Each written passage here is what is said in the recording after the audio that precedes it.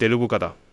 ఎక్కడో బ్రహ్మాండంలో మనకు తెలియని సుదూర స్థలంలో ఆత్మల ఊహాజంత గెలాక్సీ సమూహం ఉంది. అది 500 గెలాక్సీల సముదాయం. ప్రతి గెలాక్సీలో ఒక్కొక్కటి ఓ విభిన్నమైన జీవన ధోరణిని కలిగి ఉంది.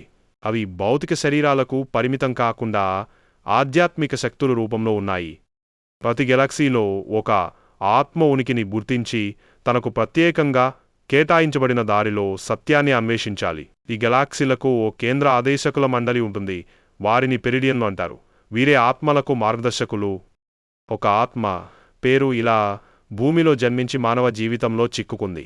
కానీ అర్థం కాని బాధలు, కోరికలు మరియు సమాజపు ఒత్తిళ్ల మధ్య ఇలా తన అసలైన మూలాన్ని మర్చిపోయింది. ఒకరోజు అలా కలలో 500 గెలాక్సీల గేటు కనిపిస్తుంది. ఒక ఓపికగా మాట్లాడే శబ్దం, బిడ్డా, నీవు నీ వాస్తవ స్వరూపాన్ని గుర్తించు. ఈ జీవితం ఓ ప్రయాణం మాత్రమే. ప్రతి బాధ, ప్రతి అనుభవం నీ పాఠశాల.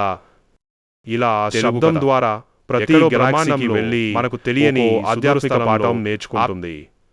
ఒకటి ప్రేమ గురించి, ఒకటి క్షమ గురించి,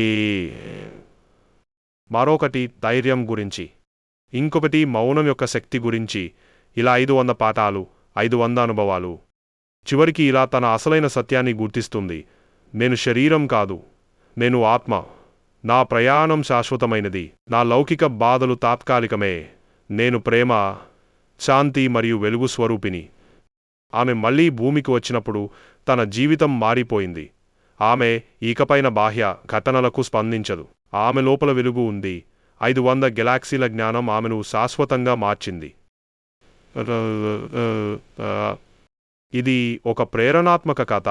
నీవు కూడా ఒక గెలాక్సీ నుంచి వచ్చిన ప్రకాశించే ఆత్మవే. నీ ప్రయాణం కొనసాగుతుంది.